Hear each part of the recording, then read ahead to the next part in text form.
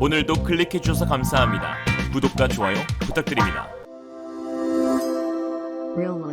최근 노르웨이에서 진행된 신형 전차 도입 사업에서 K2 표전차가 최종 수주에 실패하고 독일 레오파르트 2A7 전차가 선정된 것이 현재까지도 많은 이야기거리를 낳고 있습니다. 세기의 대결로도 불렸던 현존 최강의 전차들의 맞대결이었기에 그만큼 많은 이슈가 되었던 건 사실이지만 이미 독일산 전차로 수주가 결정된 상황에서 아직까지도 끊임없이 무수히 많은 말들이 쏟아지고 있는 이유에 대해 귀추가 주목되고 있는데요. 그 이유는 바로 유례없는 두 가지 사건이 동시에 벌어졌기 때문입니다. 하나는 나토 표준 전차로 불리며 전세계 2000대 이상 운용되어 최강자의 입지를 구축했던 레오파르트 신형 전차가 K2와의 현지 성능 평가에서 압살을 당했다는 것. 그리고 또 다른 하나는 그럼에도 불구하고 노르웨이 정부가 정치적인 이유로 K2 전차가 아닌 레오파르트 전차를 도입했다는 사실 때문입니다. 이에 네티즌들 사이에서는 아직도 어느 전차가 더 낫니 마니 하는 주제로 뜨거운 논쟁이 계속되고 있는데요. 그 심지에 불을 붙여 터뜨린 사람이 있는데 바로 덴마크 출신의 방산 전문가 모겐센 대표입니다.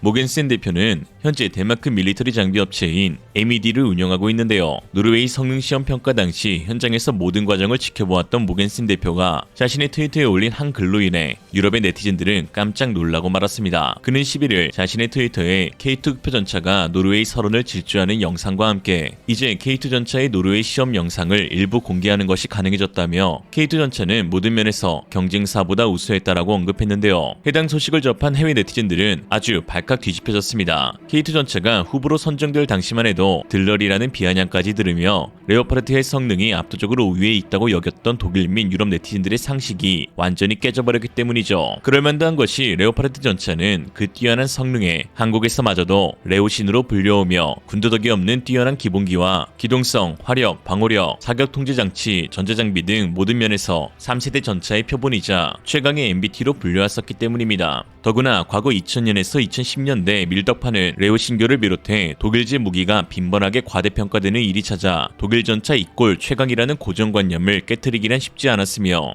현재도 워썬더와 같은 게임에서 다소 편향적인 데이터를 접한 대중들은 레오파르트 전차에 없는 사실까지 더해 부풀려 과대평가하는 경우도 생기기도 하였죠. 이러한 분위기는 모겐센 대표와 해외 네티즌들의 키보드 배틀 공방전에서 잘 드러났습니다. K2 전차를 옹호하는 쪽인 모겐센 대표는 대부분의 해외 네티즌들에 의해 인신공격을 포함한 융단 폭격을 맞았는데 그럼에도 하나하나 팩트망치로 정수리 꽂아버리며 일일이 반박해 나가는 모겐센 대표의 모습이 마치 일기토에 나가는 장수의 모습과도 같았습니다. 모겐센 대표의 글에 한 네티즌이 그래 K2가 더 싸고 더 빨리 배달될 순 있겠지. 그런데 모든 면에서 우수했다는 건 단지 너의 추측일 뿐이야. 기동성이 좋다는 건 K2 전차가 레오파르트보다 6에서 9톤 가벼우니 그닥 놀라운 건 아닌 듯 이라고 하자 모겐센 대표는 응 아냐? 노르웨이 국방물자청이 세운 기준은 기술, 테스트, 배송, 가격 및 LCC 비용 등 모든 부분에서 명확했는데 K2 전차가 다 이김. 그 결정은 단지 정치적이었어. 가서 총리가 하는 말 들어봐 라고 하였습니다. 그러자 안 사서 많이 미안하네. 기동성이 더 좋은 K2라 물론 그렇겠지. 그래도 방어력, 화력도 더 좋고 사격 통제 체계까지 좋다는 건 어림도 없는데? 레오파르트 L55A1과 DM73은 현존하는 체계 중 가장 치명적이고 여기에 새로 K2020 APF SDS-P 개발 완료가 코앞이라 더 나아질 일만 있음 이라고 했는데요. 여기에 모겐센 대표는 그래 근데 네가 말한 그 L55A1포 있잖아. 라인멘탈 탄약만 쓸 수 있지 않냐라며 문제를 지적했습니다. 이에 또 다른 네티즌이 원조보다 짝퉁이 더 나을 수가 있다고요? 라고 묻자 물음표 하나로 가볍게 무시했고 다른 네티즌이 우크라이나 정치와 상황이 과정에 영향을 미쳤겠지. 그래도 노르딕 MBT의 표준은 레오파르트다 라고 하자 여기에 두고 보자 라며 응수했는데요. 이 말에 발끈한 다른 네티즌은 두고 보자고? 북유럽 국가들이 레오파르트를 쓰지 않는다고 말하는 거야? 스웨덴에서도 업그레이드 프로그램이 진행 중이고 핀란드에서는 거의 200대의 레오파르트가 있다고 하니 모겐센 장군은 200대가 아니고 125대다. 그렇다고 넘버2 전차를 계속 써야 할까? 좀 지나치네 라고 반박했습니다.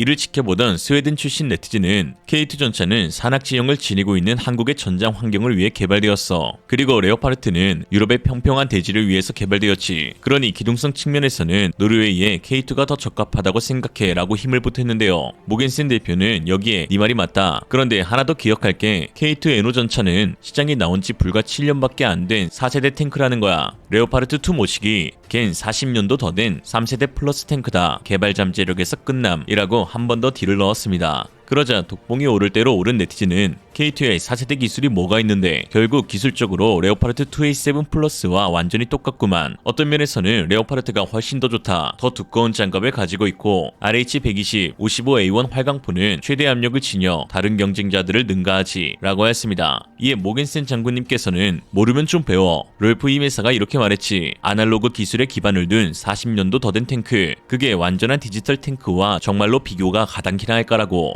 그럼에도 너희가 이걸 이해하지 못한다면 아마 탱크 후미 한번 실제로 본 적 없는 걸 거다 라고 했습니다. 이 말에 완전히 꼭지가 돌아버린 네티즌은 네 맞아요 대단한 전문가님 이라고 비꼬았고 모겐슨 대표는 너 탱크 타본 적은 있냐? 라는 강력한 한방으로 제압했습니다. 이에 기분이 상한 네티즌은 이제는 현대로템한테 얼마 받았냐 라고 인신공격을 했는데요. 모겐슨 대표는 당황하지 않고 아니 탱크 타본 적 있냐고 묻잖아. 참고로 나무 익히는 탱크 아니다 라고 하니 그 네티즌은 여기 혹독한 동유럽에서 우리 모두는 탱크에 있었다 라는 명언을 남겼는데 모겐슨 대표는 그저 나무 익히 꺼라 라고 답변했습니다. 이 밖에도 K2 전차가 더 우수한 성능을 보여주었다는 사실을 절대 믿고 싶지 않았던 일부 해외 네티즌들은 아니 농담 그만해라. K9은 덴마크에 팔지도 못했어. 쓸데없는 장사 그만해. 또는 K2가 눈길을 뚫고 빠르게 주행할 수 있다고? 그래서 뭐 어쩌라고. K2는 수주 못했으니까 좋지 못한 거야 라고 했습니다. 끝없는 해외 키보드 워리어들의 공격에 좀 지치신 듯 더 이상 답글을 남기지 않았는데요. 물론 모든 해외 네티즌들이 현실을 부정했던 것은 아니었습니다. 어떤 한 네티즌은 한국 방산업체의 빠른 납기를 칭찬하며 한국은 이미 몇 달 만에 폴란드에 K2를 납품했는데 독일은 아마 헬멧만 전달하고 2046년에 레오파르트를 줄 거다라고 하기도 했습니다. 사실 모겐슨 대표는 덴마크 방산업체 대표인과 동시에 한국 하나디펜스와 현대로템의 북유럽 지사 자문위원이기도 한 친한국 인사인데요. 이에 현대로템 사람이니 과장해서 말한다고 하실 수 있지만 K2 전차의 우수한 성능은 노르웨이 참모총장과 국방부 장관의 발언을 통해서도 증명이 되었으며 없는 사실을 공개된 SNS에 작성하면 KMW 측에서 충분히 소송할 수도 있는 사안이기에 신뢰할 수 있는 정보라고 할 수 있습니다. 현장에서 모든 시험에 참관했던 모겐슨 대표의 증언대로 K2 국표 전차는 기동성, 사격 통제 체계, 전자장비, 자동화 시스템, 화력 부분, 탄약 호환성 부분에서는 독일의 레오파르트 2A7보다 우위에 있다는 것이 증명되었는데요. 10년 전까지만 해도 비교 대상에서 독일의 독자도 참아꺼내지 못했던 우리 전차의 위상이 남다르게 높아졌다는 것을 알 수 있었습니다. 기갑 차량에 관한 한국 방산업체들의 위상은 독일과 함께 유럽 양대 산맥을 이루고 있는데요. 후방인 노르웨이와 덴마크 등과 달리 상황이 긴급한 나토 최전방에서만큼은 한국산 화력 체계가 압도적인 점유율을 차지하고 있습니다. 폴란드, 에스토니아에 이어 루마니아 역시 한국산 화력 체계 패키지 구입을 추진하고 있죠. 이는 곧 정치 외교와 같은 다른 고려 사항은 차치하고 순수 무기 성능에서만큼은 한국산 무기가 인정받고 있음을 알 수 있는 것입니다. 특히 최근 나토와 유럽 국가들이 군사안보를 넘어 경제안보에서도 한국의 중요성을 드러내고 있어 화제가 되고 있는데요. 지난 14일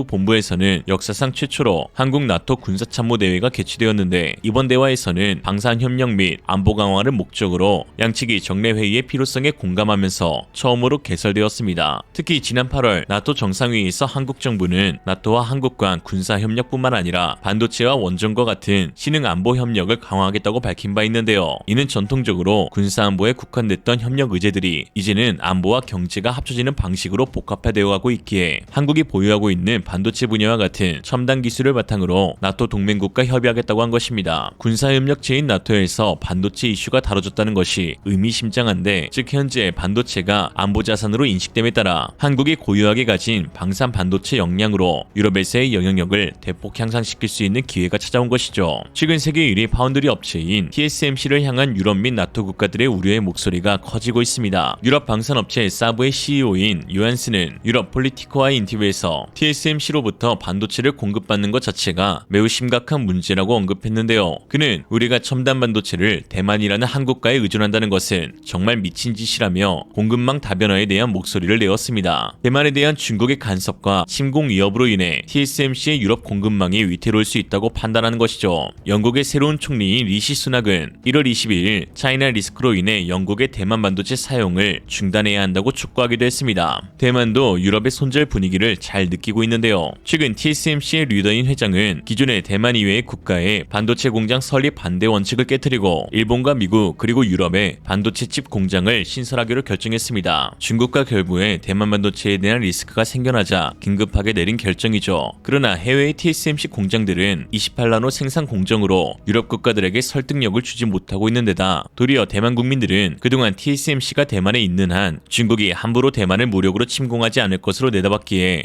해외 공장 건설로 인해 대만의 인계철선이 무너지는 것이 아닌가 하는 우려를 나타내고 있습니다. 이도저도 할 수 없는 현재의 TSMC의 유럽 전략 빈틈을 한국 기업들이 파고들 수 있게 된 것이죠. 지난 22일 업계에 따르면 FIS 등 다수의 스페인 매체는 삼성전자 경영진들이 올해 1분기 내로 유럽을 방문할 계획이며 그 가운데 스페인을 가장 먼저 찾을 것이라고 보도했습니다. 삼성전자가 스페인 공장 건설을 고려하고 있다는 것인데요. 앞서 스페인 산체스 총리는 지난해 방한 당시 도착 후 곧바로 삼성전자 반도체 평택 공장부터 찾았습니다. 그러면서 스페인은 120억 유로를 투자해 반도체 공급망의 플레이어가 되려는 전략을 갖고 있다며 한국에 러브콜을 보냈습니다. 자국 반도체 비중이 10%도 채 되지 않는 유럽 국가들에게 있어서 한국과의 협력은 필수 불가결한 상황인데요. TSMC와는 손절 단계에 접어들고 있고 미국 주도의 반도체 동맹에도 유럽의 어떤 국가도 포함되지 못해 절체절명의 위기가 닥친 것이죠. 이에 유럽연합 집행위원회는 현재 450억 규모의 반도체 지원안을 추진하면서 한국 기업들의 참여를 간절히 바라고 있는 상황입니다. 한마디로 경제적 안보 그리고 군사적 안보 그 어느 것도 방산 강국이자 반도체 강국인 한국과의 협력이 유럽에게는 필수적인 상황이고 다른 대안은 찾기 힘들다는 것이죠.